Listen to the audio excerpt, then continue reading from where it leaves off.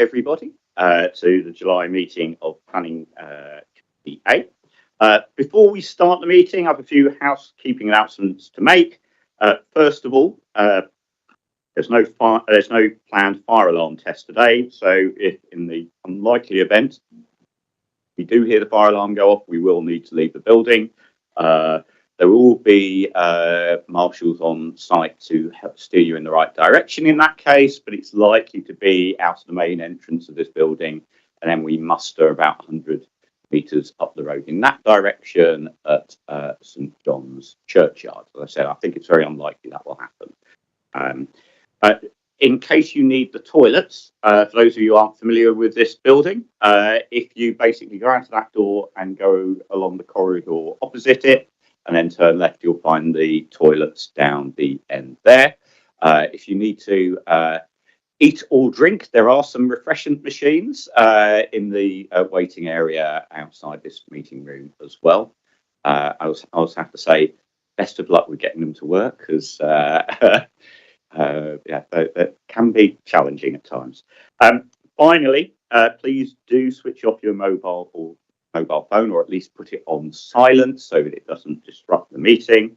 I need to make you aware that this meeting is being live streamed, on the council's YouTube channel. So be aware of that. Be aware that anything that you say in this meeting is a matter of public record, because it gets uploaded automatically as part of that through the live stream. So please don't say anything in this meeting you wouldn't want to be in a public domain.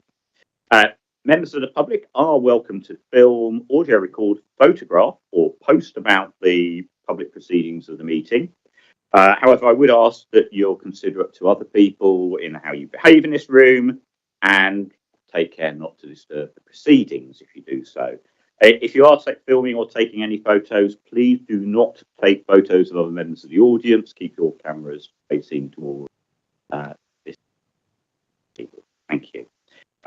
You are able to use the council's Wi-Fi as well. We no longer have a password, so hopefully that should be easy to access if you need it. During the meeting, members of the committee will not access the internet other than to access the papers of this meeting, or send or receive emails, text messages, or social media posts concerning business of the committee. That's so that we're very transparent about how we make our decisions, so that anything that we take into account when we make our decisions are very clear, known to everybody. I'd also like to remind speakers to use the microphone when speaking, as it's only audio from the microphones that's captured on the live stream. Please speak into the microphone. One thing that we find, we recently got new improved microphones which are better, but you do need to talk a little closer to them than you had to before. So be aware of that if you've ever been here before. You might need to talk a little closer to the microphones than you're. And also, please don't place mobile devices next to the microphones when you're using them, because it does tend to create interference. That makes none of us very happy. First of all, so I'd like to bring us on to the main agenda. First of all, apologies. I've had apologies from Councillor Merrill, who's had an emergency childcare situation, unfortunately, so he won't be able to attend the meeting. But everybody else here is a member of the committee, so everybody else is available. Confirmation of voting members. Can members raise their hands? And what I'm going to do is now get people to introduce themselves. So first of all, I'm Councillor Richard Livingstone. I'm a councillor for Old Kent Road Ward, and I'm chair of the committee. And I'm going to start with Gavin, I think. I'm Councillor Gavin Edwards. I'm councillor for Nunhead and Queen's Road Ward. Good evening, Chair. I am Councillor Catherine Rose, and I am the councillor for Dulwich Wood Ward. Good evening, everyone. My name is Councillor Kath Whittam. I'm a Rotherhithe councillor and vice chair of the committee. Hi, Chair. I'm Councillor Reginald Popular, a councillor for. Thanks, Chair. I'm Councillor Emily Tester, councillor for North Bermondsey Ward. And what I'm also going to do, so that people know who's in the room, ask the officers to introduce themselves as well. So I'm going to start on my left with Tim. Thank you, Chair. Nick Grant. I'm a barrister at Landmark Chambers. I'm here covered on the slide. Hello, I'm Gerald Gola. I'm the committee clerk. Hi everyone, Alex Cameron. I'm a team leader in the Old Kent Road team and the case officer for item 9.1. Hi, my name's Matt Hill. I'm a project manager in the leisure team. Hi, Catherine Brownell, Head of Sustainable Growth. Neil Loebscher, I'll team leader section 106, and I will be doing items 6, 7, and 8. Thank you very much. Notification of items of business which the chair deems urgent. We had circulated today an addendum report and also a members pack which has been circulated, which shows the slides that will run through. So I'm happy to accept those items. I do also want to say, just in case anybody is here in this meeting for items 9.2 and 9.3, which relate to Chambers Wharf, that item has been withdrawn from this meeting. We've had a slight technical issue, but it will be coming back to a future meeting. We expect to be on the 15th of July. So if you're here for the Chambers Wharf item, just to let you know that item won't be taken this evening. I think we've told everybody, but I did have some turn up just before the meeting and tell them these have to come back at another time, so just in case. Okay, disclosure of interest and dispensations. Does any member wish to declare any interest or dispensation in respect of any item or issue to be considered at this meeting? Thank you. That brings us to the minutes, which are set out on pages 1 to 4 of the main agenda pack for the meeting that we held last month on the 4th of June. So just want to ask whether people are happy those are an accurate record of that meeting. Thank you. That brings us to item 6, which is the release of £118,394.60 from Section 106 agreements to deliver improvements at Rockingham Street and Arch Street. I think this is Neil, are you presenting this item? Thank you. Thank you, Chair. The amount of £118,394.60 comes from one single legal agreement. The project will be in the Chaucer ward. However, the money was collected from the St. George's ward.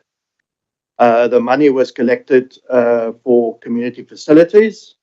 However, the clause reads that the council can allocate the money to any appropriate project to mitigate the impact of development on public realm within 500 meters of the site.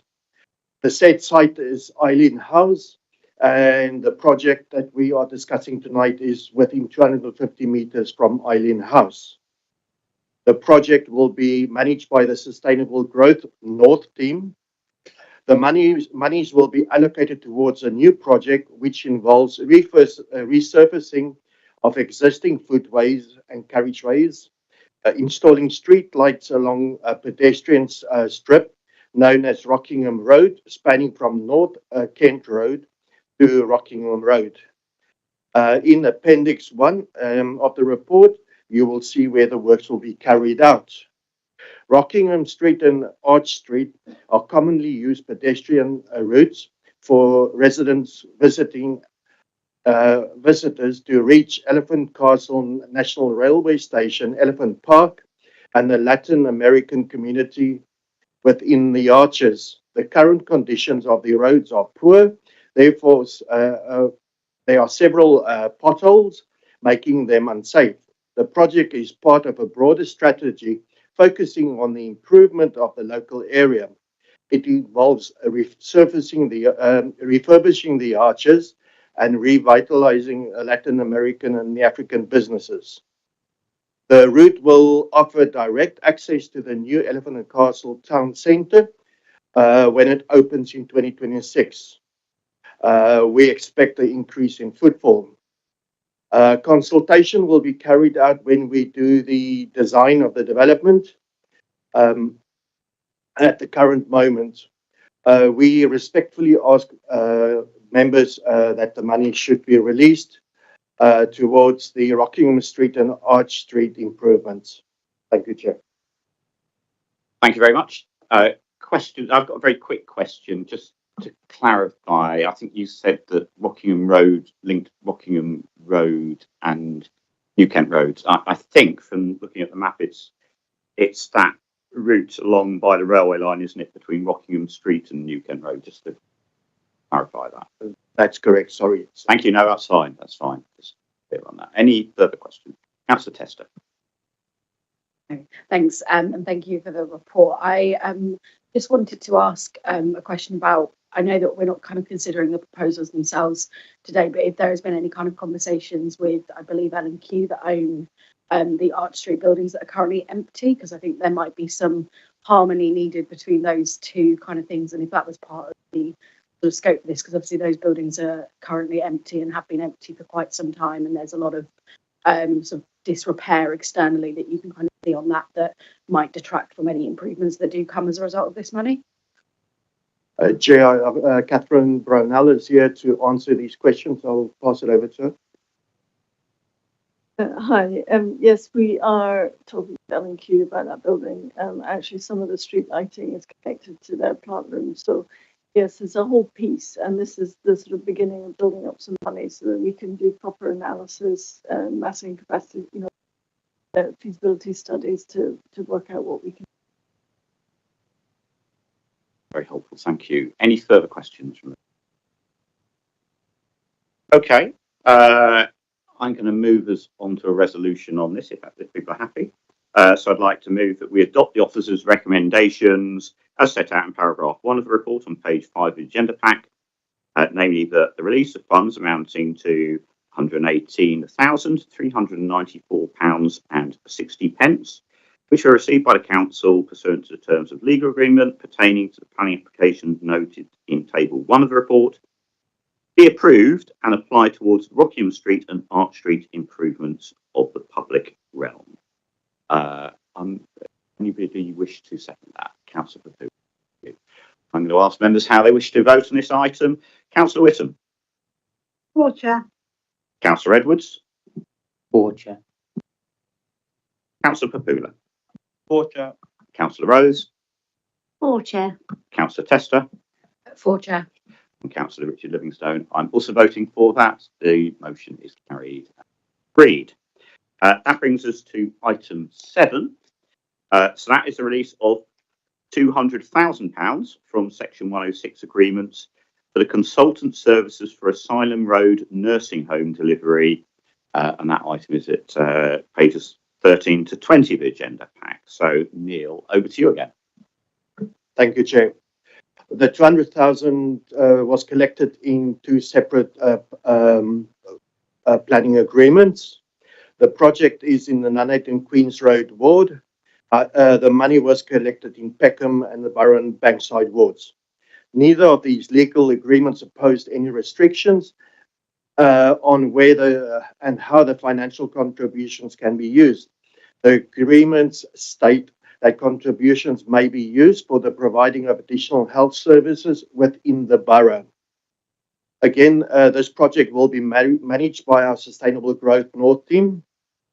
The report seeks the allocation of 200,000 for specialist consultant services to lead and manage a market-led development opportunity for new nursing home at 128 to 148 Asylum Road.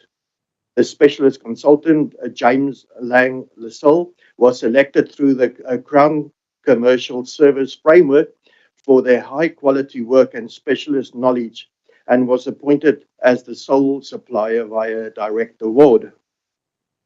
The justification for a new nursing home is outlined in the IDM report dated 16 April 2024, which has identified Asylum Road as a suitable site.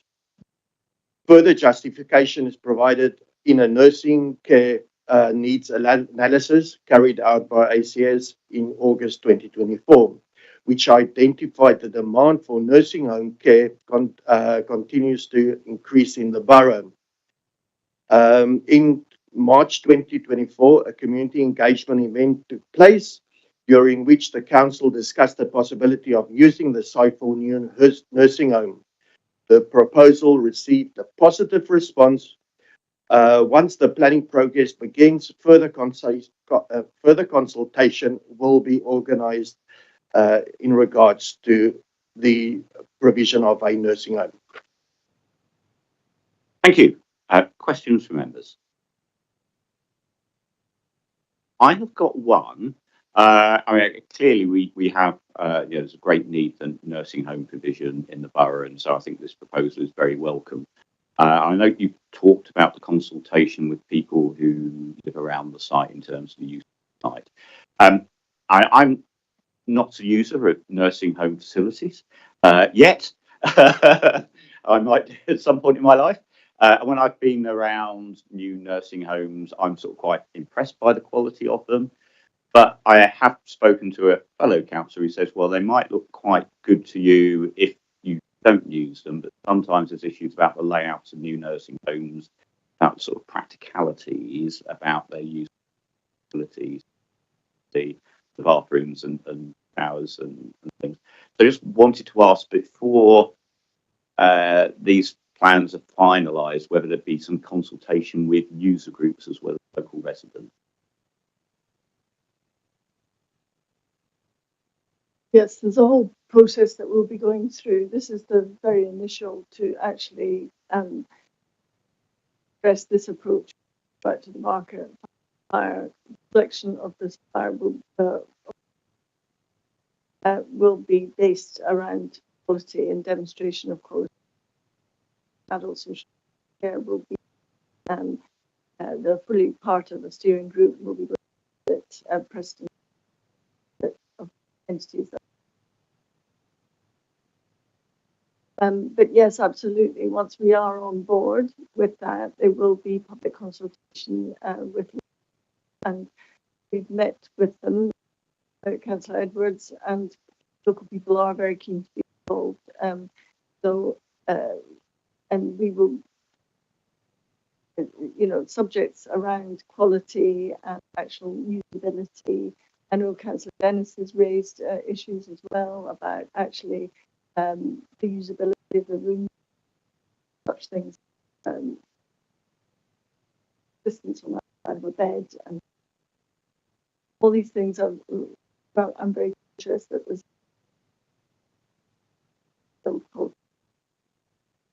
really helpful. Thank you. Councillor Fowler.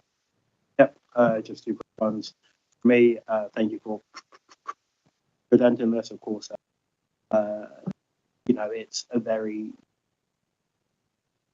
actually, in that area of the borough. Two quick things. I assume that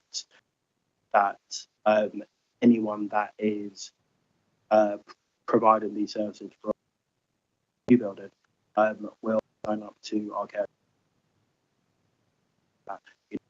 champion and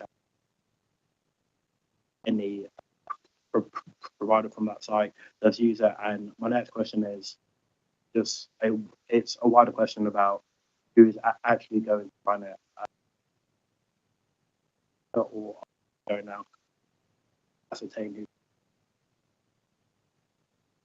discussion at this moment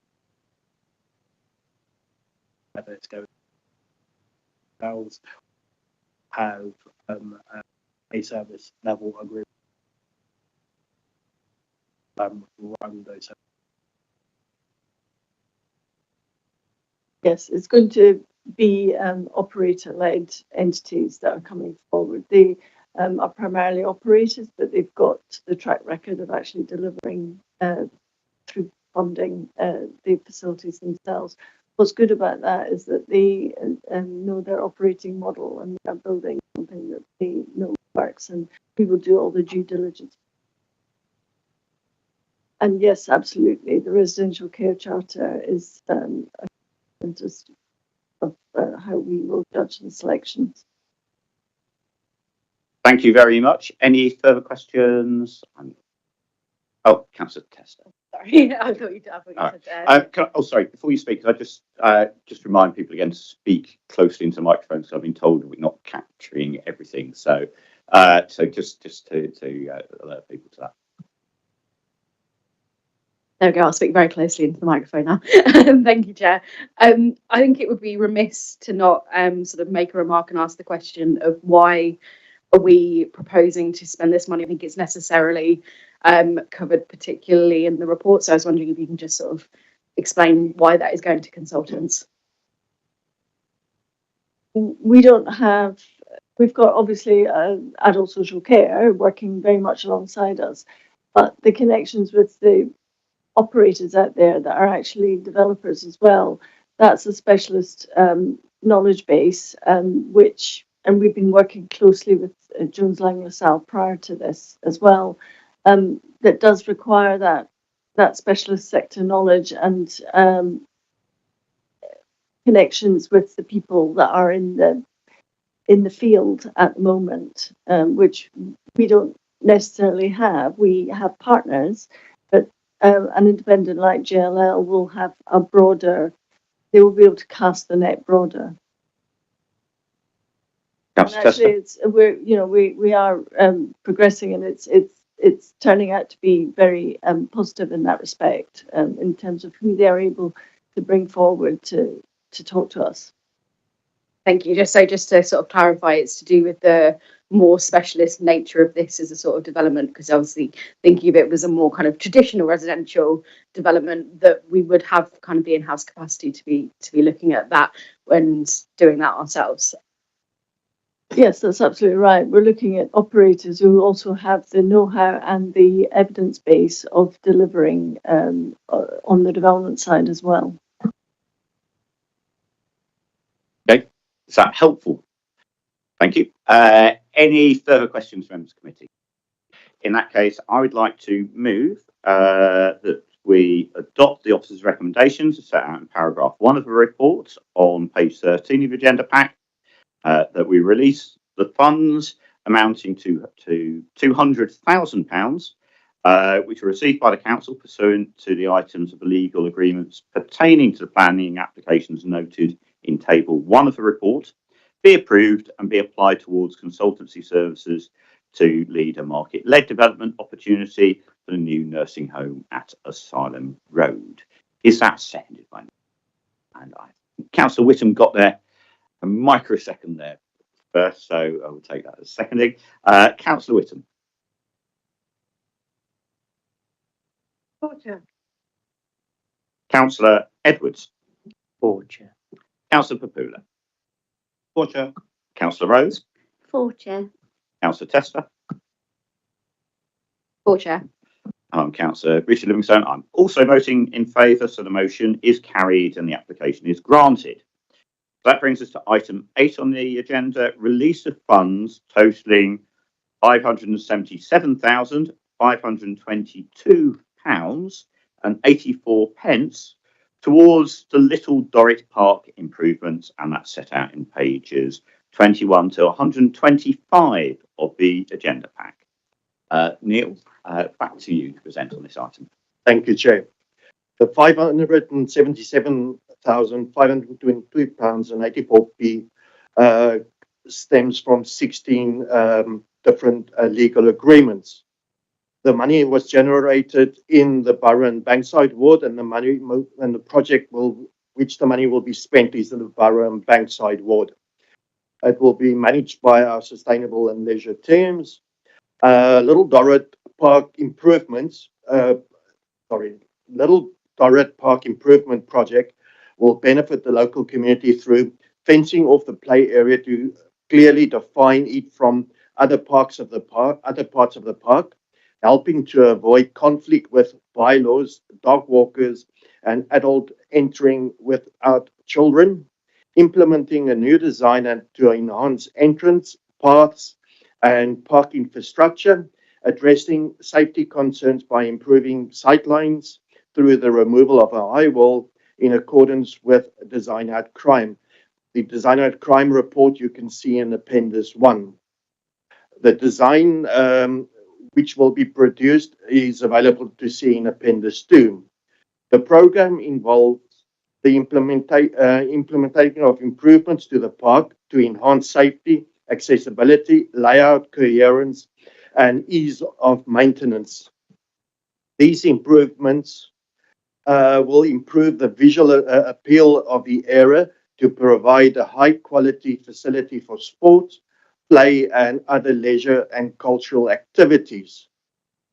Paragraphs 65 and 66 of this report sets out the funding of this project. Two public consultations took place in 2020 and 2022 in partnership with the Bankside Open Spaces Trust Bost. Reports detailing the results of the outcome of those public consultations are available. This could be seen in Appendix 4 and 5. And it came to my attention tonight, we have held a third consultation drive, and Matt can answer any questions if you want to ask on that. We respectfully ask that the £577,522.84 for Little Dorrit Park improvements should be released. Thank you, Jack. Thank you. Any questions on this report? Not saying any indications. I do know it's an area that has feels particularly short of quality open space. So I do think this investment of money into that area is a good thing to improve the lives of people there, most of whom live in flats around there. So yeah, I think it's definitely a good move to see that go forward. Given that, I would like to move that we adopt the officer's recommendations as set out in paragraph 1 of the report on page 21, that the release of section 106 funds totaling £577,522.84, which were paid to the council under the terms of legal agreements pertaining to the planning applications listed in the table at paragraph 1 of the report, towards Little Dorrit Park improvements, project be approved. Is that seconded by any member of the committee? Councillor Pooler did get there that time. So seconded by Councillor Pooler. I'm going to ask members how they wish to vote. Councillor Whittam. For Chair. Councillor Edwards. For Chair. Councillor Papula. For Chair. Councillor Rose. For Chair.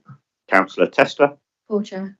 Councillor Richard Livingstone. I am voting for that, and the motion is carried, and the application is granted.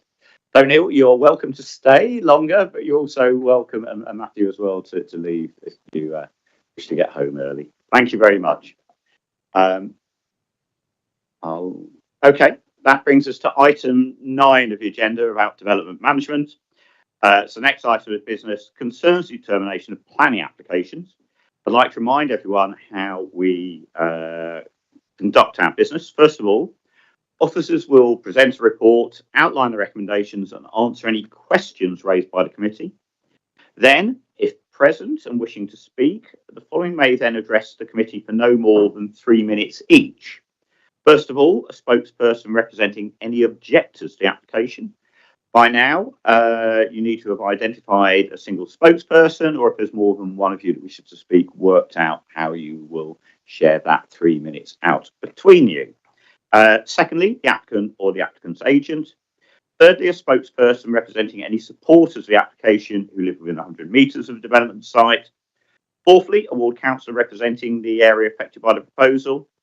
And for those board members speaking, or those other people speaking on behalf of objectors, supporters or applicants, please sit as far forward in the room as you can. That's in case we need to ask some follow-up questions later on in the meeting. However, it's not an opportunity for those people to take part in the debate of the committee. Each speaker should restrict their comments to the planning aspects of the proposal and should avoid repeating information which is already set out in the report. Just to remind people, this meeting is not a hearing where all the participants present evidence which they then cross-examine each other on. At the end of each representation, the committee may ask questions of each presenter. Speakers should lead the committee to subjects on which they would welcome further questioning. I tend to say this is particularly useful if you don't think you're going to get all of your comments across in the 3 minutes allotted to you. It's probably useful to highlight all the comments that you wish to make and invite the committee to probe you further on some of the items if you feel that deserves further discussion. After receiving all the submissions, The committee will debate the application and consider the recommendations. This is a council committee meeting, so it is open to the public, but it's please no interruptions from the audience. Although you do look like a well-behaved bunch today.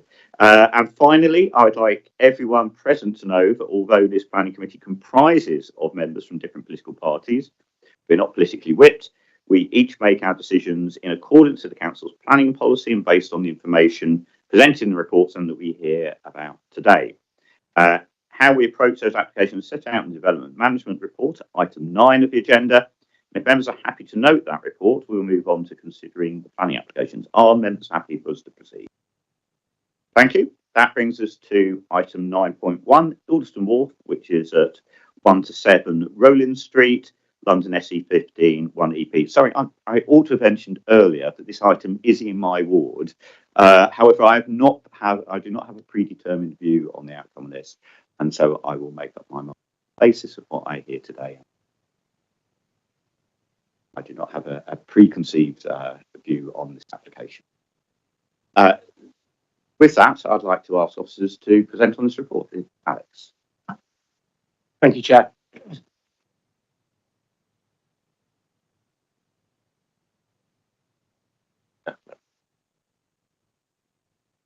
Sorry, just get to the right page. So yes, as noted, this application relates to the redevelopment of the site referred to as Alderstone Wharf, which is located at 1 to 7 Rollins Street, London SE15 1EP. The application is for the demolition of the existing buildings and the site, which are used as a self-storage for Medusan building merchant site. And the erection of a building housing purpose-built student accommodation, use class 3 generous, a shoulder element for providing affordable housing, use class C3, with basement level, and then also reprovision of an industrial building to the south of the site, which includes affordable workspace, and that's use classes B2, B8, EG3, and sui generis. There's also a flexible class E use proposed at ground floor, and as well as a co-working cafe space, which will form part of the purpose-built student accommodation entrance, etc. And then also public realm improvements, hard and soft landscaping along Ilston Road and Surrey Canal Road, and the provision of blue badge car parking and a service bay within the site as well. So just to show the site, so the image on the left of the screen shows the sort of broader Old Kent Road opportunity area, and the site has been lost, so apologies. There was a little cursor that showed where the site is, but if you can see my cursor, the site tag is roughly around here, so it's right on the edge of the opportunity area, and essentially borders the London Borough of Lewisham to the east. The image on the right just shows the site in more detail, with Surrey Canal Road to the north, Ilderton Road to the west, and Rollins Street to the south, and the railway line running north to south to the east of the site as well. So the application site is approximately 0.37 hectares. As I said, the various roads that border the site, so I won't go over that again. So the bottom, also image number 1 shows the site as you approach it from the north, from South Bermondsey Station, and you can see the industrial building just in the background there, just below the yellow arrow. Image number 2 shows the existing residential and commercial properties which are adjacent to the site. They're not within the site, but are part of the sort of immediate setting. And again, you can see the application site which fronts onto Rollins Street as well, with the arrow in the sort of right-hand side of image 2. And then, yeah, image 3 is again just a sort of a zoomed out aerial photograph showing the sort of surrounding area, which is both industrial and residential mixture in nature. In terms of the key policy designations, the site is forms part of the New Southwark Plan site designation for Hasham Road, Penhoff Street, and Ilderton Road. It is in with flood risk zone 3, albeit benefiting from flood defences. There are no listed buildings within the site, and it's not within a conservation area. But the site immediately to the east, the railway embankment, is a site of important nature conservation, which is located in Lewisham. The current public transport accessibility level of the site is rated as 2, but with the ongoing improvements to the bus network and hopefully the Bakerloo line extension in the future, we're expected to see that public transport accessibility level rise to 4. And the site is also located within the Old Kent Road Action Area draft AAP, which is currently at consultation. And the site allocation within the draft AAP expects the development site to deliver new homes, replacement of existing floor space on site, and it must provide industrial uses, which includes a mixed use of industrial and different housing typologies, given that the site is listed as a locally significant industrial site. So just a quick overview of the proposal. The image on the top right is the sort of ground floor plan. As you can see, to the sort of southern end of the site, there's an industrial building proposed adjacent to the existing housing and commercial building, with the sort of student housing element, the tallest element, located on from the corner of Surrey Canal Road and Ilderton Road, with a shoulder block proposed for residential use. In total, the proposal will provide 477 student bed spaces, and that's a mixture of studios, wheelchair accessible homes, and studios, which is basically the 2 bedrooms that have a shared living and kitchen space. As I said, a proposed community cafe would be delivered at ground floor, as well as a small E-class use, for which I think the initial submission suggests a pharmacy, but that will be a sort of flexible use future. The proposal also includes 79 affordable homes, of which 59 would be social rented and 20 shared ownership. And as noted, the industrial building would re-provide and exceed the existing amount of industrial space on the site, and that's 1,747 square meters. And there is a area of public open space proposed to the north of the site onto Surrey Canal Road as well, which is approximately 556 square meters.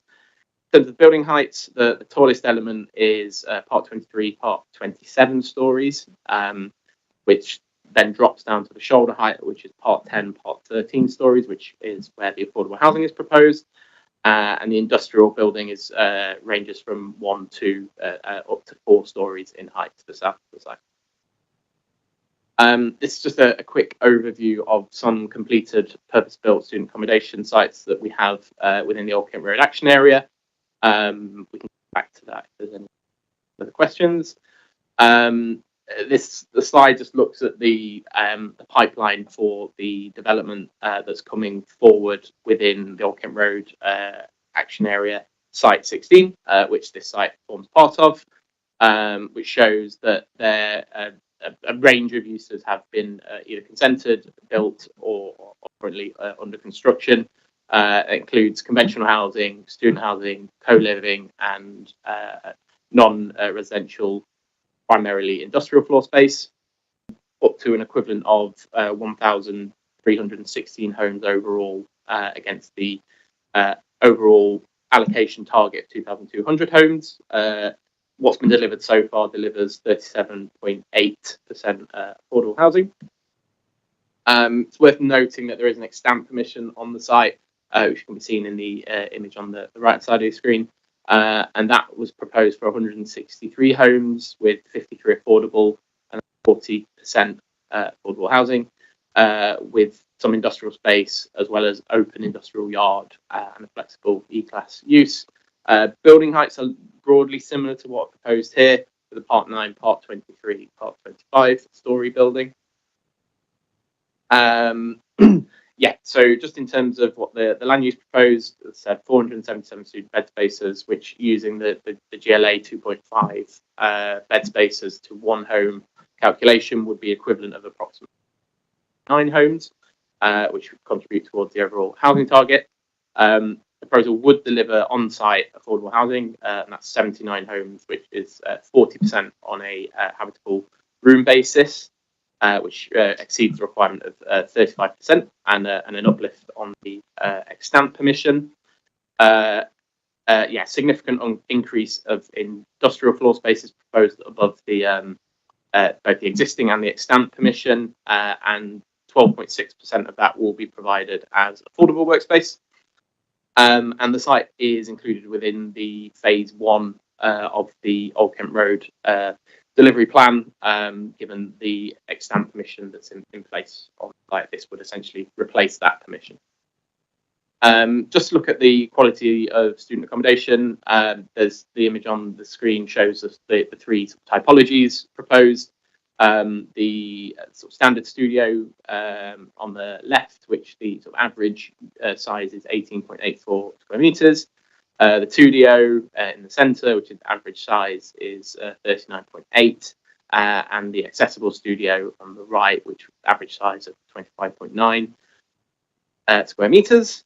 And then these are just some sort of concept images that have been provided of how some of the student amenity spaces could look. There are a range of communal amenity spaces proposed within the site. In terms of the residential, as I noted, these are sort of located in the shoulder block, surrounded, basically proposed around a central core. In terms of the mix of dwellings, 81% would be provided with 2 or more bedrooms, which exceeds the Southwark Plan policy requirement of 60%, and 25.3% of these would also be 3 or more bedrooms, which again exceeds the Southwark Plan requirement of 25%. 10% or 10.1% of habitable rooms will be provided as wheelchair accessible. All dwellings meet or exceed the Southwark Plan minimum space standards, with 58% of dwellings being dual aspect, and there are no single aspect north facing dwellings as well. All dwellings would have access to private amenity space, and that would range from 5.4 square meters to 13.1. All 3-bedroom homes have a minimum of 10 square meters. But there is a large sort of podium deck proposed for communal amenity for the residential use, as well as a roof terrace proposed at, I think, 10th floor as well, which you can see in the image on the screen, which also outlines where the children's play space is proposed. All children's play space will be provided on site in accordance with the required GLA play space calculator. This is just a sort of a zoom out to look at the Old Kent Road action area sort of as a whole, and look at some of the developments that have come forward. And you can see to the sort of right side of that's the extant permission shown on that drawing, but it shows the sort of anticipated building heights for the nearby sites as well, which again broadly similar. The site to the just moving here. This is Bermondsey Heights development, which is close to completion, due to complete later this year, I believe. And just looking at building heights and some of the images, as I said, the proposal would be up to 27 stories in height, which is a smaller element that you can see, particularly shows quite well in the image on the right, with a slightly lower shoulder block there, and the image in the sort of bottom left, you can see how it steps down to the affordable housing element in the centre, and then the industrial uses to the southern end of the site. And then just looking at our architectural design, it's a very robust use of brick materials. with sort of punctured windows. I think each 3 elements of the building have their own distinct character, but they're all pulled together with similar use of materials and design. And there's just a few images showing some of the sort of detailed design elements there. And again, the image on the top left shows the colonnaded entrance for the student accommodation and community cafe. Image on the left bottom is the affordable housing, showing the sort of entrance and the articulation of the student housing element there. And then the sort of image on the right shows the industrial building proposed to the southern end of the site. In terms of transport, I won't go into too much detail, but there are 6 blue badge spaces proposed within the site to cater for the range of users. A new servicing bay is proposed along Ilderton Road, which is my cursor there. And then the image on the right shows the basement plan, which is where the majority of cycle storage is proposed. In terms of daylight and sunlight impacts, as a note, there is a number of buildings located, I should say 209 to 225 Ilderton Road, apologies, adjacent to the site, which will be impacted by the development in terms of daylight. The image on the left ultimately shows where the colours are green, that they meet the BRE guidance, where they're yellow, that they meet an appropriate daylight level for a dense urban environment, such as an opportunity area like this, and the red areas are where there are some significant impacts. These impacts are largely the same as the consented scheme. There are some very minor changes from that. And then I just thought I'd include an image of the building opposite at 140 Ilderton Road, which also would see some impacts in terms of daylight. But a lot of the reasoning for those impacts that you can see in that image is the design of the building itself, in terms of they have a number of recessed balconies, which obviously it restricts the amount of natural daylight that they would receive anyway. In terms of wind comfort levels, all areas surrounding the site would be comfortable in the windiest season in the winter, with only a small area essentially on the crossing of Surrey Canal Road, which would be suitable for walking. Most spaces are suitable for standing or strolling. Obviously, needless to say, that improves significantly in the summer months as well, where all of the amenity deck, etc., is appropriate for sitting as well. In terms of green infrastructure, as I said, new public realm and open spaces proposed within the site. There will also be a contribution towards open space provision off-site of £160,000. There are a number of new trees proposed in terms of 3 new street trees and 7 other trees at ground floor, and up to 40 trees on the deck. I should have noted that there are some additional commentary within the addendum report on the trees. There was and some additional design comments which were omitted from the report as well, and also that there was one additional response received from Transport for London with some further queries that we've addressed. Apologies, I should have brought that to members' attention earlier. The proposals would have an urban greening factor of 0.4, and it includes extensive green and brown roofs. There would be a biodiversity net gain of 277%, with overall carbon savings of 54%, with the remainder to be offset through a financial contribution. And the proposal would secure a future connection to the district heat network as and when it moves closer to the site. So just the sort of overall, conclusion and offering weight, the proposals provide a significant proportion of affordable housing on a habitable room basis.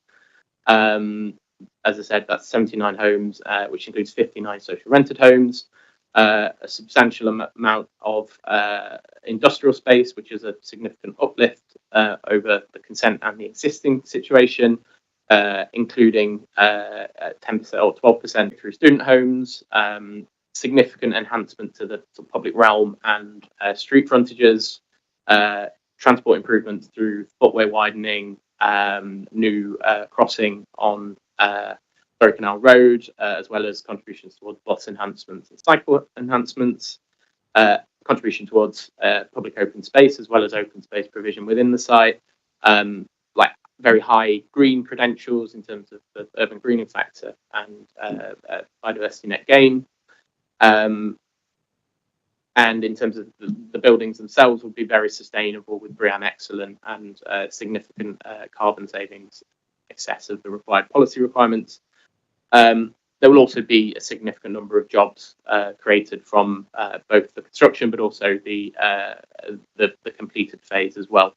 That, in officers' view, offsets the sort of negative impacts, which include some impacts on daylight and sunlight, and amenity that I've referenced and hopefully detailed within my report. And on balance, as a result, officers recommend that the application is granted planning permission subject to Section 106 and referral to the Greater London Authority. Thank you very much, Alex. Questions from committee members?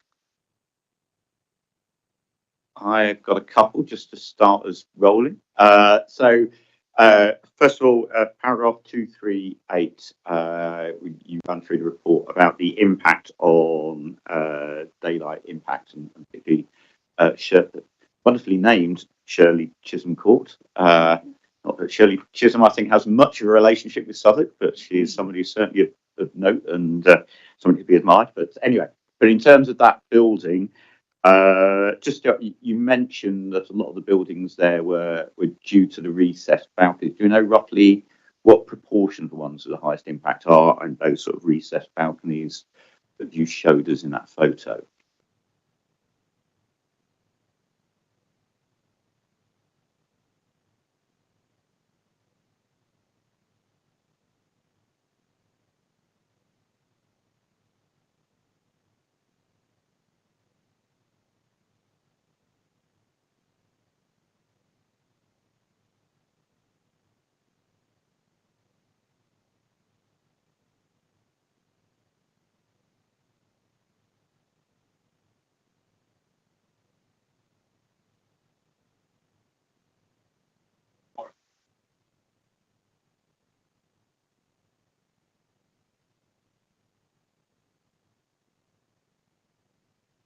Thank you, that's very helpful. The other thing I wanted to pick up was paragraph 6 mentions a carbon emissions being reduced by 84%, and you talked about a saving of 54% apparent on page 26 of your presentation. So just to understand the reasons between the difference between the 84% mentioned in paragraph 6 and the 50% in the presentation. Yeah, that's fine. So paragraph 19 of the addendum report covers this in a bit more detail. At the time the committee report was published, there were ongoing discussions between the GLA and the applicants regarding their energy strategy. At that point, the residential element provided 84% savings. Following further information and clarification through that process, that 84% has been reduced to 77%. And that's relating to the residential element. The 54% that I referenced is the scheme as a whole. So that includes the student housing and industrial. Thank you. Councillor Tester.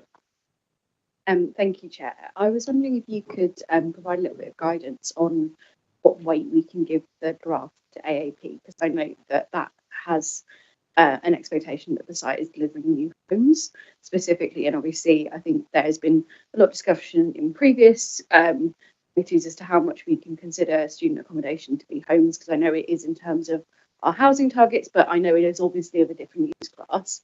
So I was wondering if you would be able to sort of talk to how much weight we could give that draft area action plan. The draft area action plan has limited weight, given that it's still going through the process of towards adoption. However, the housing target is adopted within the Southwark plan, so the same target is within the draft area action plan and the Southwark plan. So it is an adopted target now. Student housing, while it's a different use class, it does count towards our housing target. So when we're submitting our report to the mayor, etc., on how many homes have been delivered in Southwark, that includes student housing, as well as other typologies like co-living, for example. So it is part of the 20,000 home housing target, which is in that. Thank you. Councillor Edwards. Yeah, thanks for the report. I just wanted to ask a little bit about the urban greening factor. I mean, in the report, it's the fact that we've got this the rating of 0.4 for the urban greening factor is kind of presented as a real positive. But we're just meeting the target in the London plan. Could you tell us a little bit more about why that is being presented as a significantly positive when, on the face of it, we're just meeting the London plan?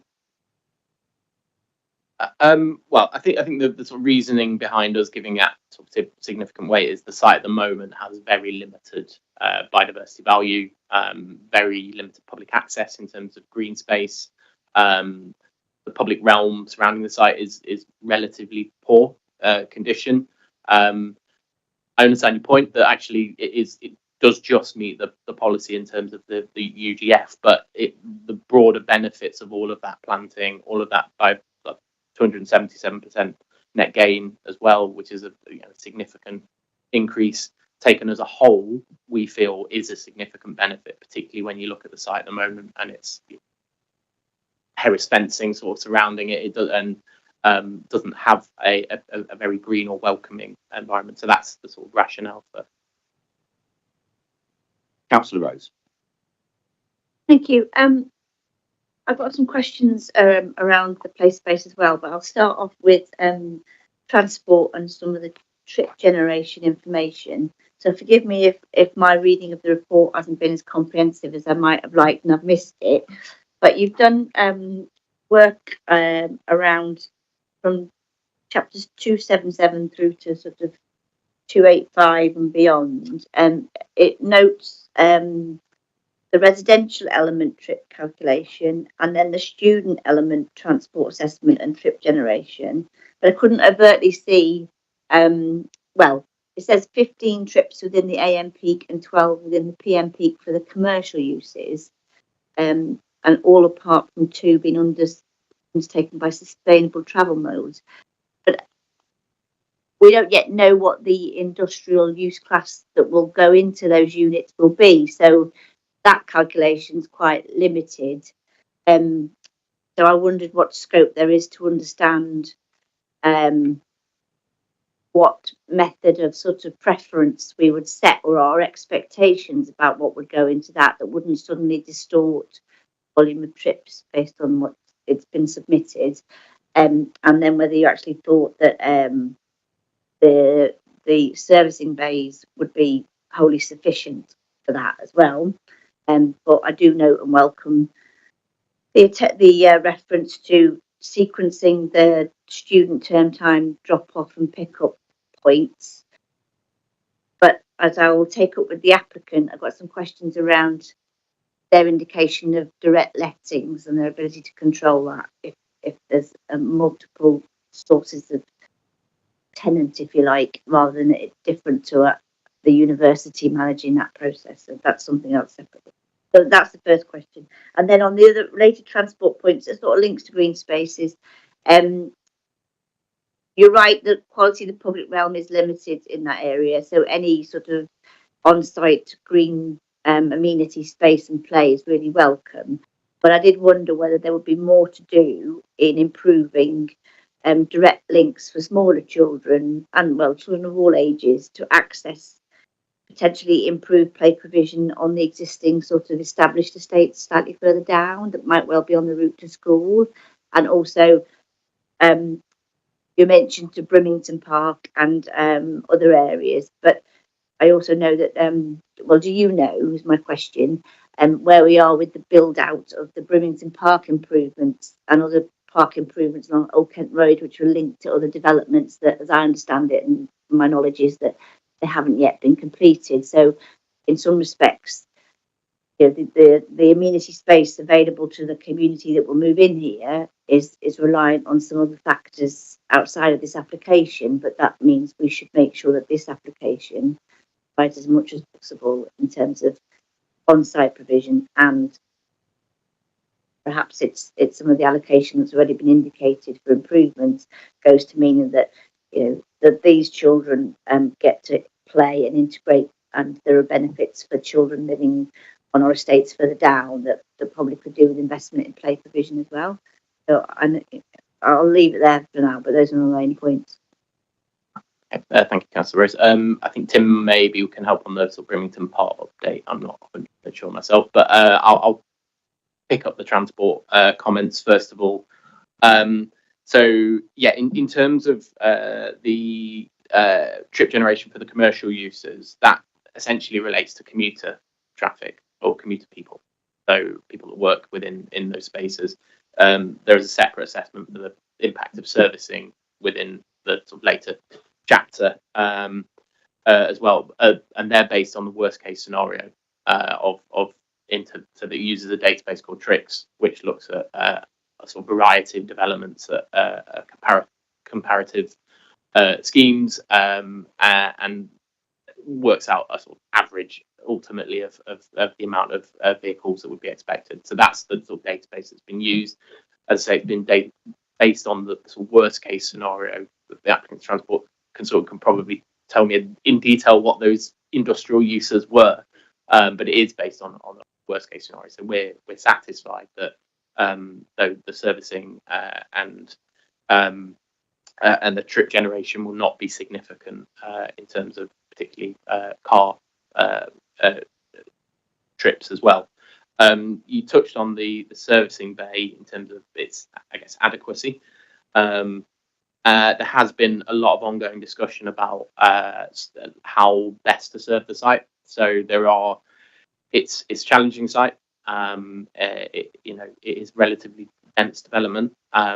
So that servicing bay that you can see on proposed on Ilderson Road is for the large servicing. One of the discussions that was had at sort of pre-app and sort of throughout the application process was that the industrial users to the south of the site would have their own servicing entrance within the building. So the smaller industrial servicing, your sort of vans, etc., they will all be serviced within the building itself. So again, sort of takes away that sort of pressure on the road, but also some of the sort of noise implications that can come from servicing. And there are also two smaller servicing bays within the Undercroft car park to service the sort of student accommodation, and some of that will accommodate some of the move-in, move-out strategy that you reference, which forms part of a condition for a student management plan. Hopefully that's answered the transport questions. One tiny final thing, because this is one scheme amongst a number that are being built out along there, and I didn't see it mentioned in particular, but its proximity to Millwall and match day parking, and at some point we need to sort of give recognition to that as well, and this adds to that in that regard. We do talk about the gardens as well, and as part of there's a well-established sort of pedestrian route for fans coming from the station and other areas, and there is an awful lot of chance to parking that goes on as well. But I just leave it there for now. But thanks for those answers. Going to come in on the Brimington Park. On the green space, yeah, I was just going to point out that one of the benefits of the application is that they're providing a new Toucan crossing across the road to Pat Hickson Gardens, so that will make it easier for the kids for the application site. Pat Hickson Gardens is a relatively new space that's been built within the last 5 years, and recently adopted by Southwark as a park. It's also used quite extensively, I think, by the kids over the road in Ilston Primary. In relation to the other parks that you mentioned, so Brimington, I had an update from our parks team a month or so ago, and they're targeting submitting an application in the autumn, a planning application. They recently, a month or so ago, had a neighbourhood sill allocation awarded to that project. So they do have the funds in place now to deliver it. The same goes for Bramcott Park, where we're waiting for Southern Housing, with the current owner, to surrender their lease and effectively give that park over to Southwark, where we would then become the managers, and we would take responsibility for managing it. So if you think about the timeline of this development, assuming it were granted permission, it would take around 2 years to build, and we would expect both Bremerton and Bramcott Park to have been completed within that time frame, so before children move into the development on this site. On top of that, I think it's also making a contribution towards public open space, which could be used for other projects. I think you mentioned Western Estate, for example, other estates in the area. So actually, I think there's a contribution towards open spaces as a whole is positive. I was also forgetting almost there is a very small public open space on the site, which is also being proposed on Surrey Canal, which I think would have some play facilities in it. Again, that's positive. Thanks for that. I'm going to pick up some other points about the location of the play space that is provided with the applicant when they come and speak with me. Thank you. Councillor Wisson. Yeah, question for Tim. When will there ever be enough student housing? Looking at page 11, presentation, all it shows is 4 completed sites. How many other sites have got consent with student housing? And how much do we overshoot our target with all those if they all complete? So the slide shows the Old Kent Road site allocation 16, and I think I touched on this earlier, but this has some basically sets out the immediate area of what student housing is proposed here.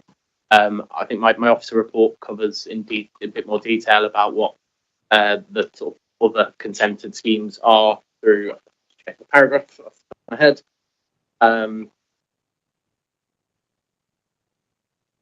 Is it in paragraph 105? Yeah, when you've 105, got that thing at the bottom, and the thing is maybe Councillor Whitton's point is around the ratios at the moment. If you look at the phase 1 built, which is conventional homes 245, student beds 250, and then a non-residential figure, and then actually what you get is if things are all completed, the ratio switches to 487 homes, but 886 student beds.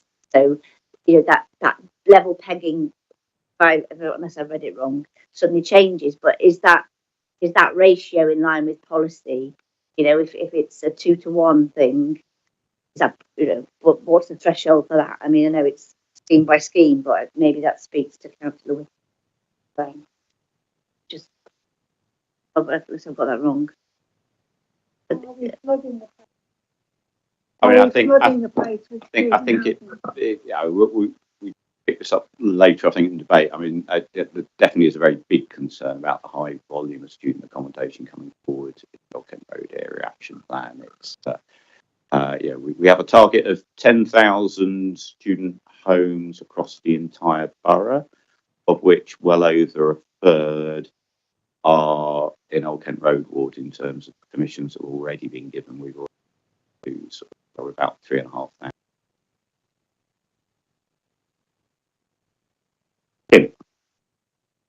Yeah, just to clarify that the London Plan identifies a requirement for 3,500 student bed spaces per year. The London Plan, though, is also very careful in that it doesn't distribute that by borough, and that was quite deliberate on the part of people creating that plan. So there isn't within the London Plan a target for Southwark. Councillor Livingstone has referred to the estimate of need in Southwark. It's worth saying, I think since 2022 we've approved 2,275 bed spaces. So you're right that there has been a lot. That's one of the reasons why in the draft version of the area action plan that was published at the beginning of this year, we added a policy which is AAP for student housing, which we're looking to ensure that student housing does contribute towards mixed and inclusive neighbourhoods. And one of the criteria that we're looking for is delivering on-site affordable.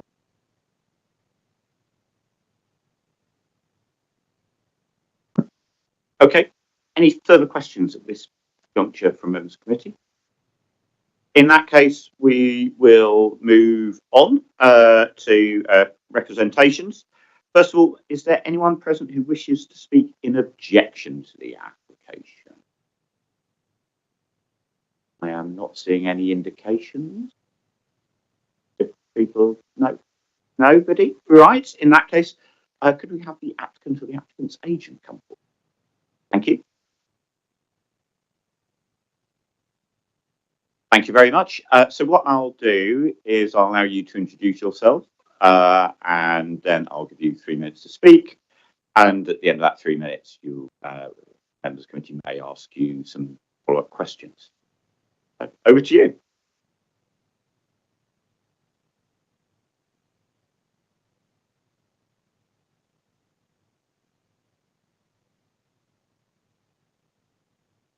Thank you. Good evening, councillors. Sorry.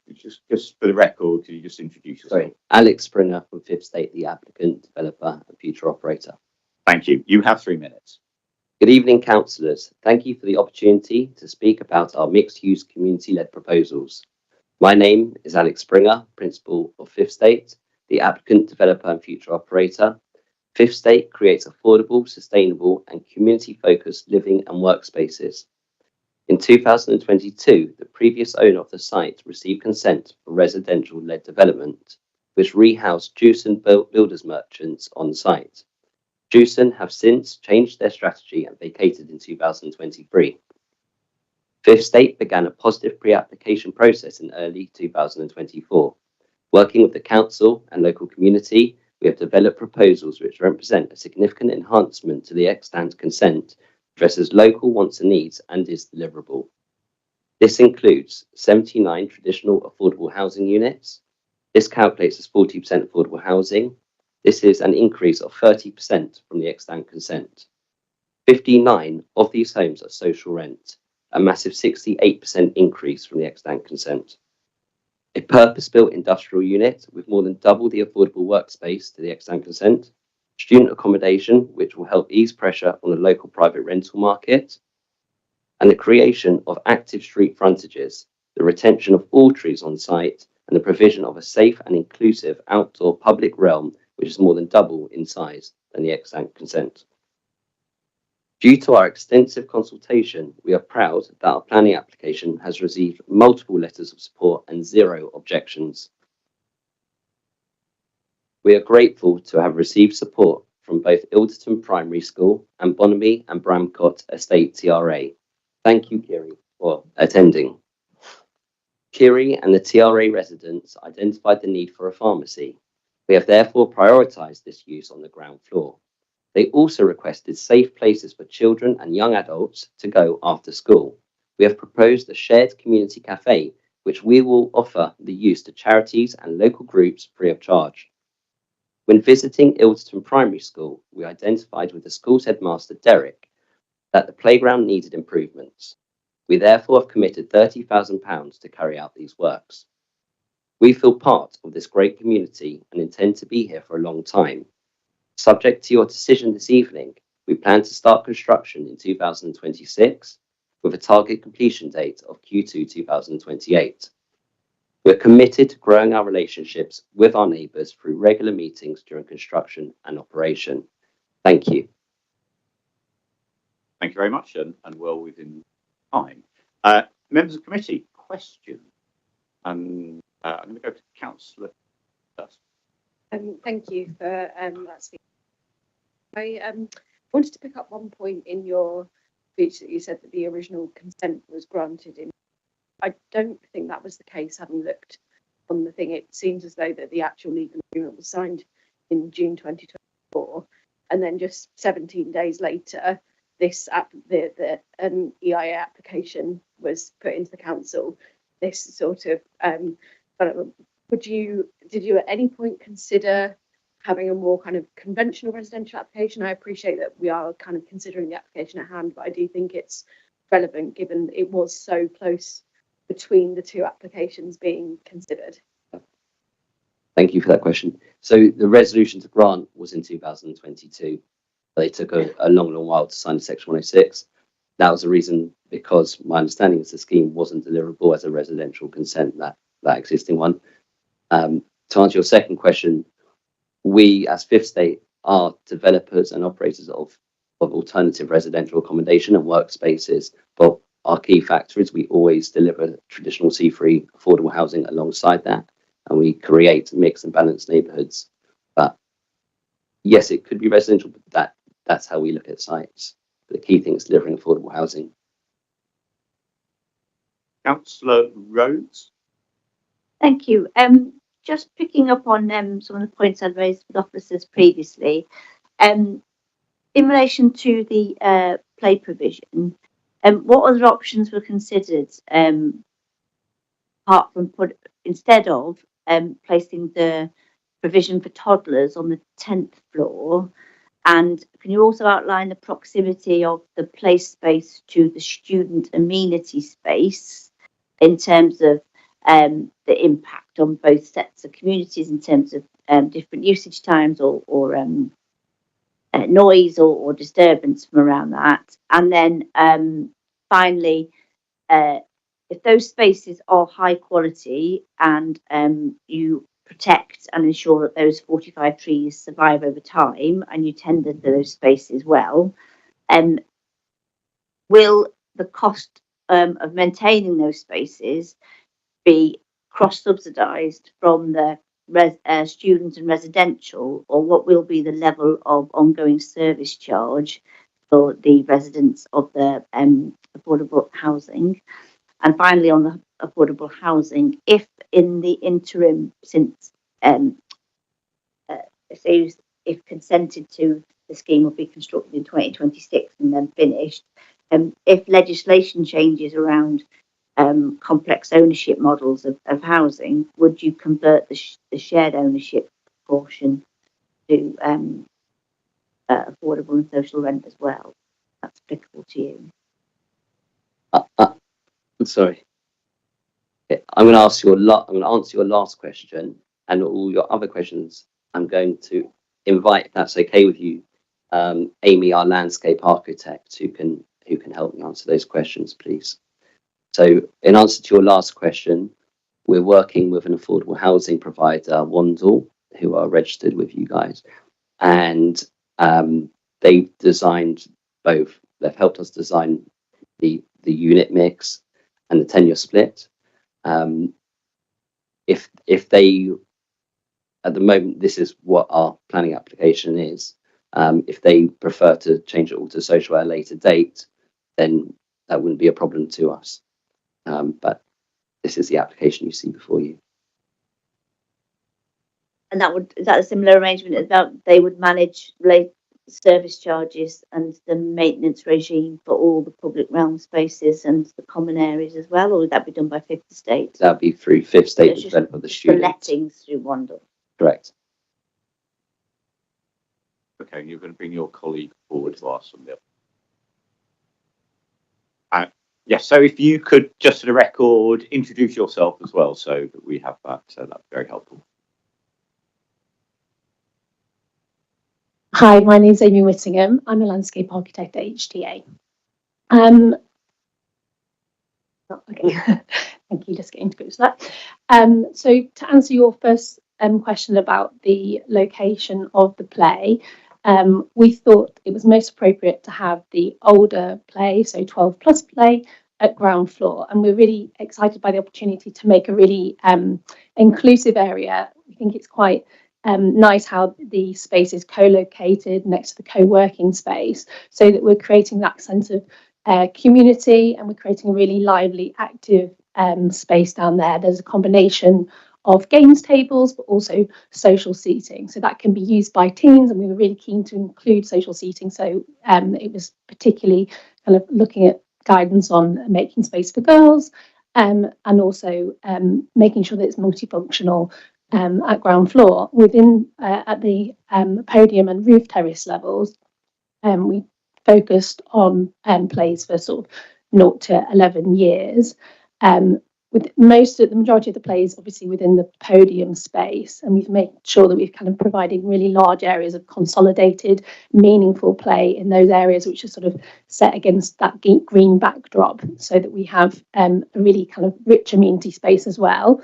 Some of the plays also within that roof terrace area, but both of those spaces are safe. The roof terrace area has a 1.5 metre high parapet, and we've kind of worked quite hard to make sure that that space is as sheltered as possible. The play is set sort of back, and we've kind of created again really consolidated areas of play, some of it focusing on 0 to 5s, but also acknowledging the fact that communities and families might have children of varying ages. Both of those spaces sort of tailor to 0 to 11. Are they linked? Because I couldn't tell from the diagram whether you could migrate across, whether it was a separate block and you'd have to go down along and back up again because there's a split from 11. So that was the question about that, and why. How do you mitigate that if you've got children different ages, and what do you do around that? Yeah, so my understanding, and I might need to defer to my architectural colleagues, but the podium is at level 1, the roof terrace is at level 10. So you would have to, they're not interchangeable. They don't connect through directly. And then on the broader point around, but they do connect. It would be lift access. That's all the children will be able to be brought up in the lift unless you lived on the 9th and 10th walk up if you wanted to. And what provision and consideration has been given to those children also being able to access existing play spaces, improve routes to parks? Yeah, so we considered both the routes to the north and south. So I think we've touched on already that we've got that link across to Pat Hitchinson Gardens and the new crossing proposed across the road. Along the Surrey Canal interface generally, we've kind of set the building back. We've looked to retain existing trees and create a sort of wider pavements and safe pedestrian routes. We also think it's quite nice how the play at ground floor kind of has a relationship via the crossing and the kind of retained trees through to Pat Hitchinson Gardens to the north. So you can see how there's kind of the beginning of a sort of a play trail that might be picked up by adjacent developments in the future. Along Ilderton Road, and an acknowledgement that there is also play opportunity to the south. We've looked to widen the pavements and create rain gardens and add trees where we can to create an attractive and also sheltered route that is safer for children, and also has that kind of green buffer as well. You mentioned sheltered play, but is there actually shade provision if you're exposed, if you're on a podium or on? And then the final point was its proximity to amenity space for young adults that will be out there at different times of the day and early evening. How the design is supposed to manage those two, because they'll be in fairly close proximity. Yeah, if I take your last point first, my understanding is that there's no access. So the student terrace is not accessible to other tenures. So there's built form in between those two roof terraces. We've also looked carefully at the placement and trees, both to sort of mitigate against adjacent residential accommodation, making sure that we have adequate hedges and tree buffers, but also we've looked to create kind of rooms within the podium spaces which are sheltered by both planting and trees to sort of create that sense of enclosure and also shelter, particularly with a week like we've just had. So you've invested in mature specimens then for the landscape and design with an irrigation system that will take care of them? We've used trees of a range of sizes. We've met all of the minimum soiling volumes to make sure that any trees that are planted will be there and be sustainable in the long term. And that comes finally to, that's going to be managed by Fifth Estate. And the cost of that is are covered as part of your role. Yes, absolutely. And the other key thing to say is the trees that we're keeping, the 4 large mature trees, in the extant consent, they were being taken out for some reason. And also, sorry, the pocket park we're creating, we see that as a great area for students and young adults from the local community to engage together and also use a community cafe together.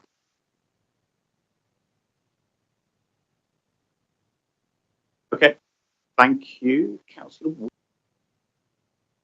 That's very good.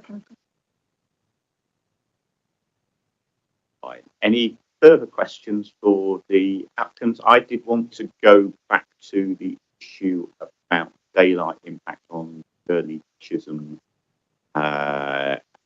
course, I think it is. And it was mentioned you might have your daylight advisor here, who could perhaps advise a little bit further about is it mainly the recessed balconies in Shirley Chisholm Court which are leading to those problems about lack of daylight?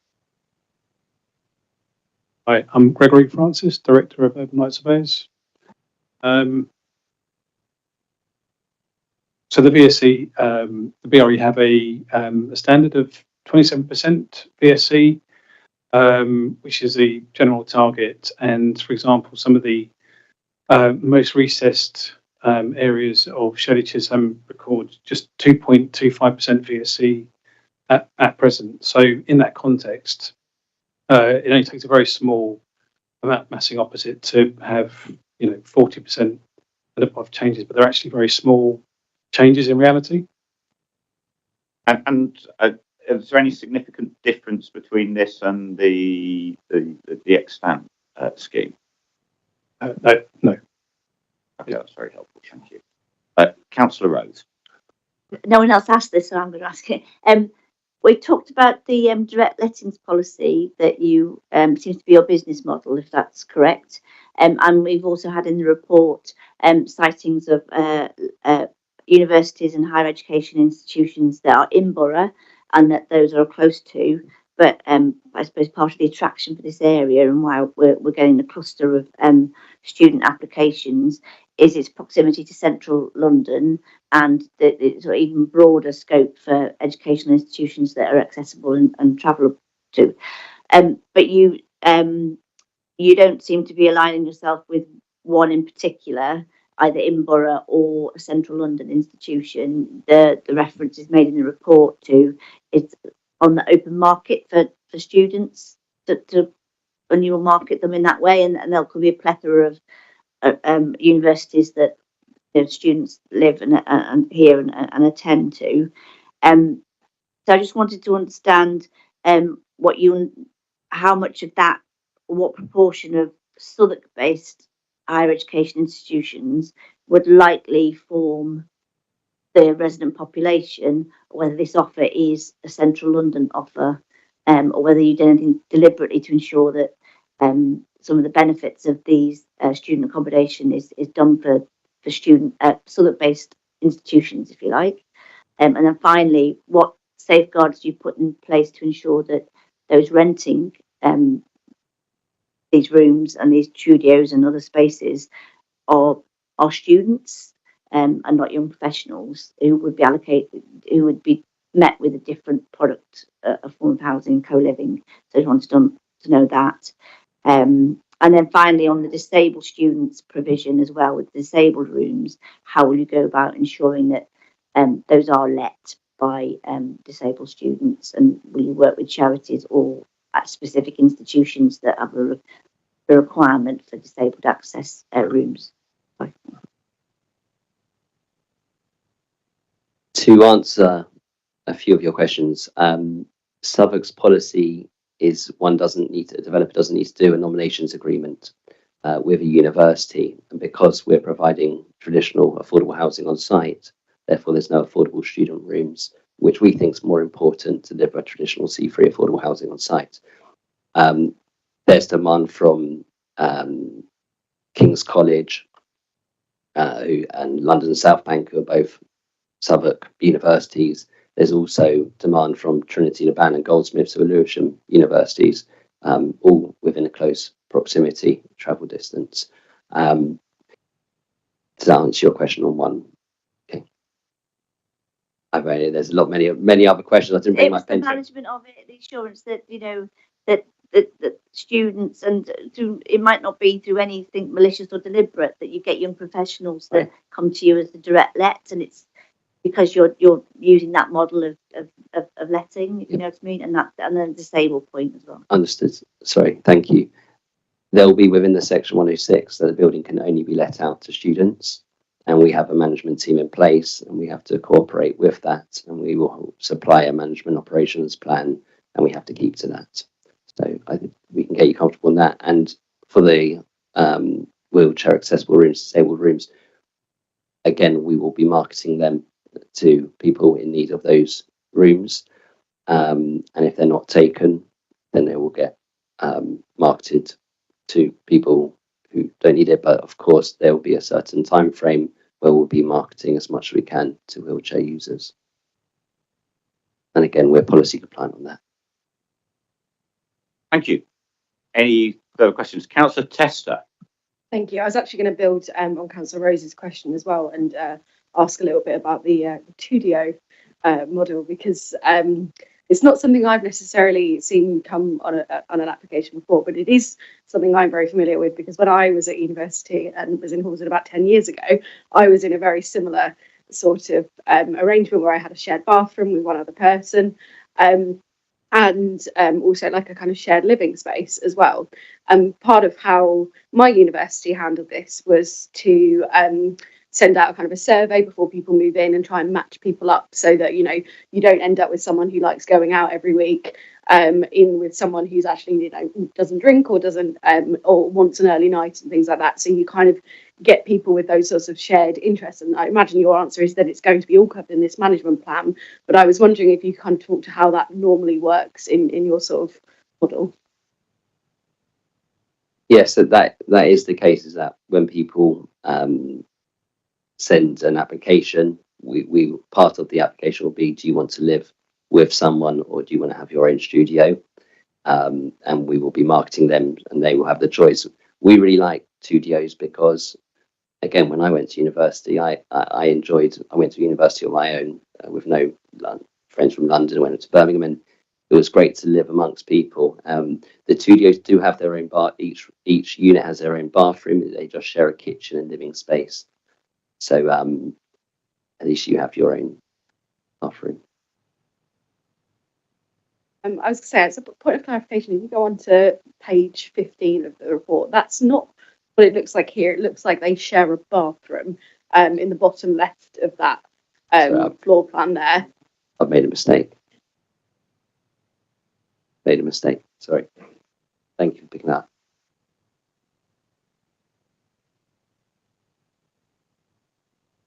They be single sex or I don't know. There'll be a choice. There'll be a choice, and I think the key thing is to give choice.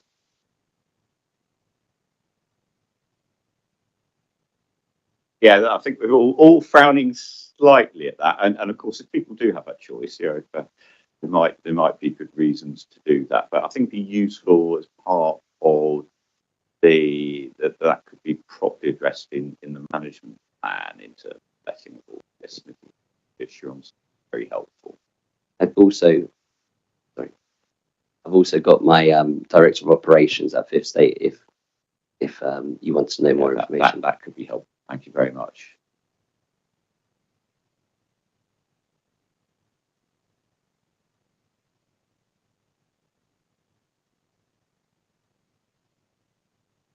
Thank you. I'm Stuart Moore. I'm non-executive operations at Fifth State.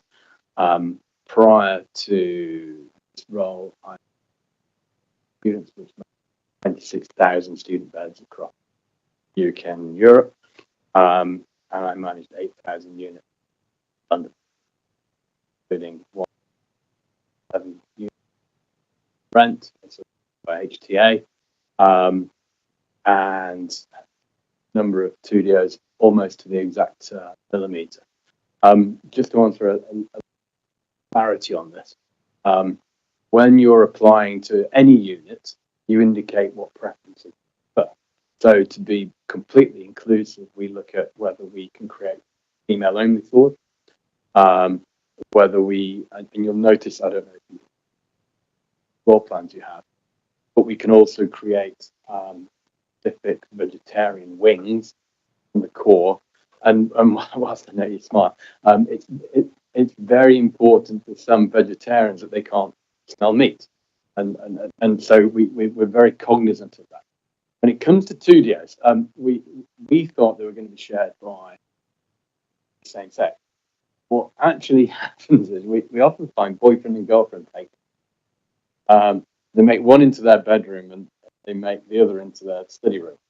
But again, we're very open to that, want to be part of that community and want to live together. To answer more of your question around their own students. So part of the application process, and this is part of the National Code Standards, which will be signed up to. Part of that process is they have to provide us with their student ID, verify this with the institution that they work with, make sure that they are relevant. Within the tenancy agreement, there is a clause that enables us to begin eviction note process if they even end their studies whilst they're still resident with us. So we ensure all throughout that process that we can go through an eviction process.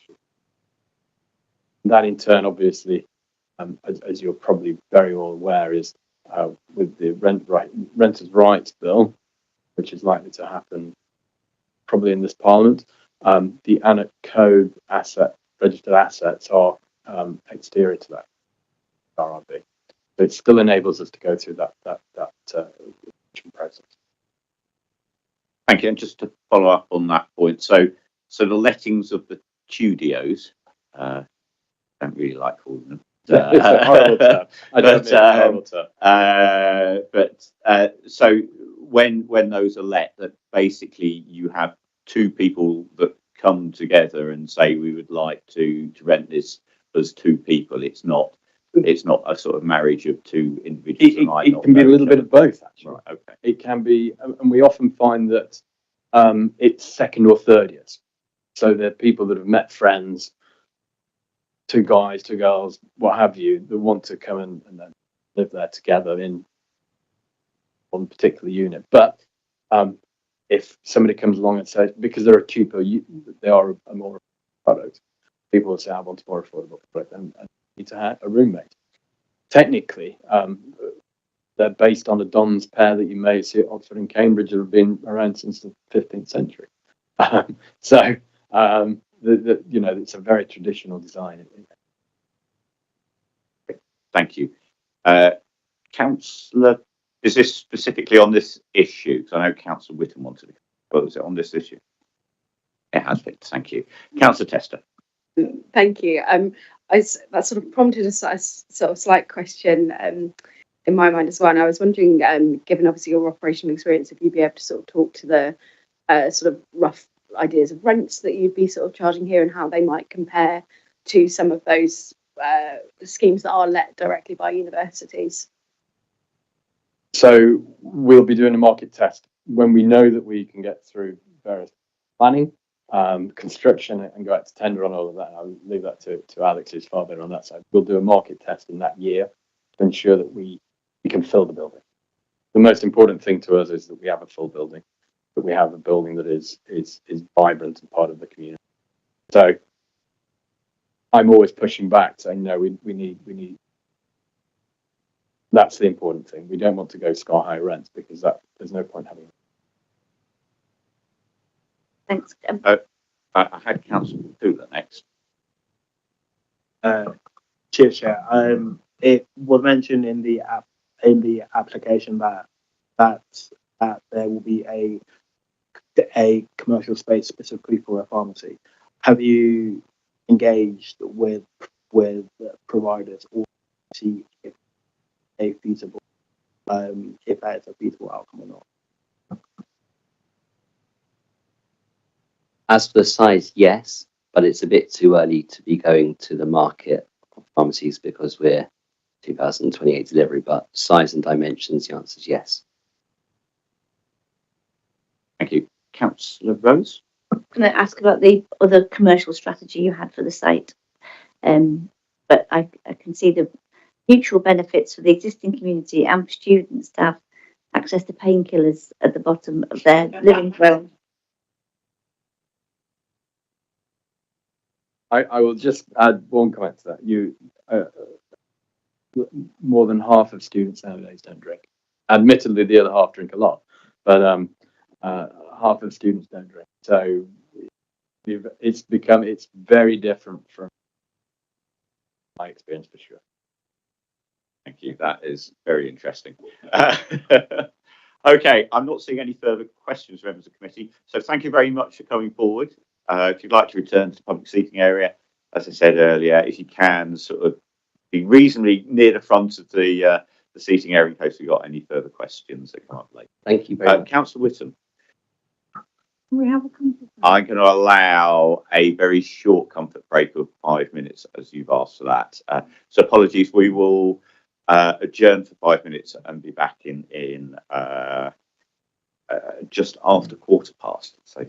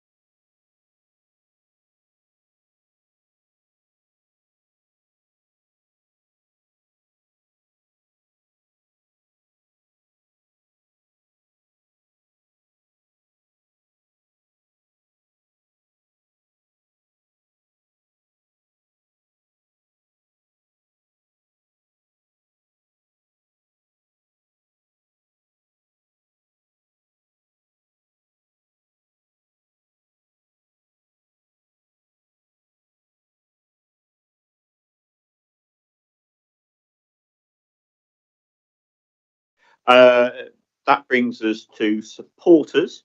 Does anyone present who lives within 100 metres of the development site wish to speak in support of the application? Mr. Pieri, do you want to come forward? So I know that you don't live within 100 metres. However, you are the chair of the local Tenants and Residents Association. So as chair, I'm going to give dispensation to enable you to address the committee. So if you'd like to let us know who you are, and then you have up to 3 minutes to speak to committee, and then we'll take. My name's Kira Pieri. I'm chair of the Economy Bramcote TRA. I'm in support. You have 3 minutes. Won't take long. I'm in support for this. I think all the residents are as well. That's about it, really. Everybody said everything else. Thank you. That's short and sweet. I want to go home. Any questions from members of committee? Go on, Councillor Edwards. Don't start. Just a very, very quick one. I mean, what's the main reason, top reason why people are for the area, in support of it? Bringing people to work, as said before, bringing trade within the area, and it brighten the area up because it's so dull down there. It's just terrible, really. That's helpful. I see another question. Same question. Okay, I think that's it. Kiri, thank you very much for coming to talk to us. I'll allow you to go and sit back in the public seating area. Thank you. And finally, ward councillors. Well, there is one ward councillor here, but I waive that right to speak as ward councillors. I'm chairing this meeting. So that brings us on to any further questions members have for officers. Any comments that anybody would like to make on the application? I'm going to say something, obviously, as I said, I do represent the area, I do know it well. As Kiri pointed out, it's not a great site at the moment. It could be a lot better, particularly given its location just across Surrey Canal Road from the still relatively new Pat Hickson MBE Gardens, I better say, in case any of her relatives are listening. Yeah, so I think there is a great opportunity there. You know, clearly that bit of Ilderson Road, there are challenges with anyway because of the old bridge wall there. But actually, this I think actually helps improve the public realm there at a space that does need it. I think the point a number of people point out is it does feel a little bit like the area's been flooded with student accommodation is a fair one, and certainly something that we do have concerns about. However, to balance that, this is helping deliver sort of good numbers of social housing, and it is making a positive contribution to the public realm. And although this is slightly below, it is only a smidge below in terms of the policy in terms of play space, which is actually quite unusual. We obviously have bigger deficits, particularly with older groups of children. So I think that's something that's worth mentioning. There obviously is an amenity impact on a number of surrounding buildings, including Shirley Chisholm Court. However, that's not really different to the planning application we've previously agreed on this site, and so I don't think is a relevant concern. Or certainly not sufficient for us to sustain a refusal. And the other thing, finally, in terms of design, I didn't particularly have a problem with the previous scheme. However, I do think now that we've got Bermondsey Heights that have gone up, that actually this design feels it fits a little better with that as a sort of companion block to that building now that we've seen what that looks like and how that's gone up. I think the sort of red brick design of this actually is in some ways improvement on what the extant scheme is. So given all of those factors, as I said, it's a matter of balance because there clearly are some concerns, particularly about the student issue, but I think on balance, I'd be happy to approve this scheme. Councillor Edwards. Yeah, I agree, but I am not student skeptic, as a number of members of this committee appear to be. You know, young people in higher education having a secure, nice place to live while they're studying in, you know, a busy bit of London is a good thing. And you know, students are people too. And I accept you wouldn't want a huge concentration in just one place, and so we do need to be careful about that. But I don't think we're at that point yet with these applications that are coming through. And obviously the social rented accommodation, affordable housing is extremely welcome, and therefore I would have no hesitation in doing this. Thank you. Any further comments that anybody wishes to make? Councillor Rose? Thank you, Chair. I too think that students are part of the demographic of London and can make a really positive contribution to where they're living, and I think they deserve high quality accommodation while they're here. And we want people to enjoy their time in Southwark and hopefully stay and settle if they are able to. So I welcome that as well. But I think we need to monitor the overall volume and impact on the existing community. But the existing community seems very receptive to the improvements, which I think is an important dynamic, and that might not be the case everywhere for different reasons. So we have to sort of appreciate that. I think it's a good, strong design as well. I like the brick tessellation. So I agree with Chair's comments around it being an improvement on the design. I would raise the points around, whilst we welcome the provision of the play space, I think overall, try not to put toddlers on rooftops is something that I would be more minded not to do. But I took on board the points around the safety and the height and you know, those that landscape design for a profession and the safeguards around it. But I do welcome the public realm improvements, and I would like to see a more direct and immediate connection between schemes such as this or other similar schemes actually investing in our existing parks and green spaces as well as making on-site provision. But then I would say that though, wouldn't I? So that's very welcome, and I would just hope that the team at the Old Kent Road would expedite and ensure that our parks team are able to crack on and deliver those parks improvements in the same timeline as schemes like this being built out. Anybody else wish to comment? Councillor Whittam and then Councillor Tester. Just to say, I'm not student phobic at all. I have two 20-plus daughters, so I'm used to students. But I think it is a concern if there are too many people who are not invested in the area long term and just there for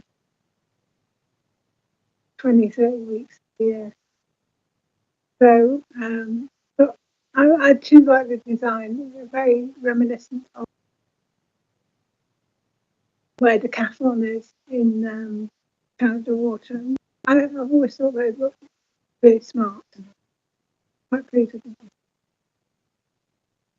Thank you. Councillor Tester. Thank you, Chair. I too would like to mention that I'm also not student phobic. In fact, I was once a student in student accommodation in Southwark, and I did indeed stay.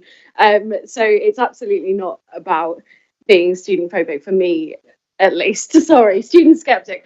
I think my kind of main concerns around this is that I kind of see a consistent theme where we have sites which have been given consent for traditional residential accommodation coming back several years later, because obviously I appreciate there have been massive changes in the sector, both in terms of the cost of development and also in terms of building regulations. I do understand why these schemes are now coming forward as being student housing instead, but I do maintain a concern that we aren't seeing these consents being built out for traditional student accommodation, for traditional residential accommodation, and also we're now sort of seeing this influx of kind of student and co-living.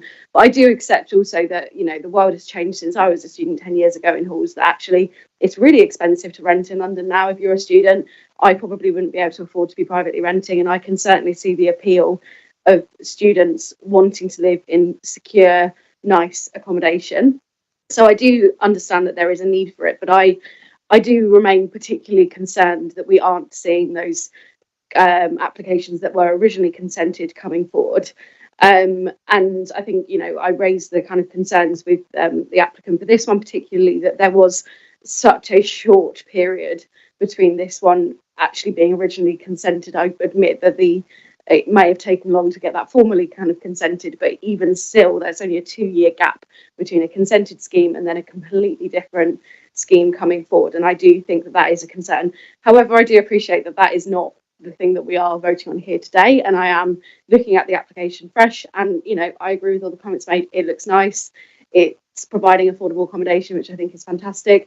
It's really good that the residents are kind of getting what they want to see in terms of pharmacy unit and that sort of potential use as well. And I do think it looks like a good application. So I'm minded to support it, but I think it's worth bringing up those concerns, as I do pretty much every time we have this eventuality kind of come out. So yeah, thank you, Chair. Thank you. Councillor Buller? It feels like an AA meeting. I am not. I am not. I am not a student skeptic, but I am minded in the fact that during my time on committee, there has been a massive shift from traditionally built homes to unfortunately a variety or cluster student accommodation in very specific areas. And of course, you know, I echo multiple points made by colleagues on a committee, but I also would of course like to note that we've got a large waiting list, and those traditionally built social homes are so crucial. So it's fantastic that we are creating a safe, affordable environment for students, but we also need to ensure that we are also a lot that also want a traditional affordable house that have lived and worked in the borough. Stay here long term. So overall, I'm minded to support this application, but so we do need to cautiously with the wave of student as well. Land is scarce, and we can build any student homes we want, but unless that way to make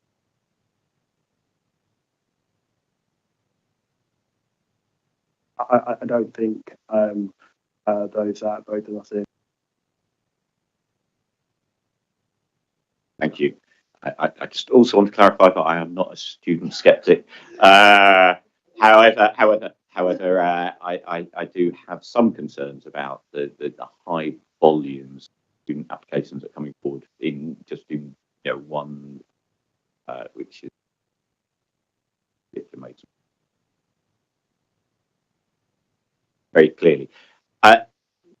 Notwithstanding that, I would like to move that we adopt the officer's recommendations as set out in paragraphs 1 and 2 of the report on page 134 of the agenda pack.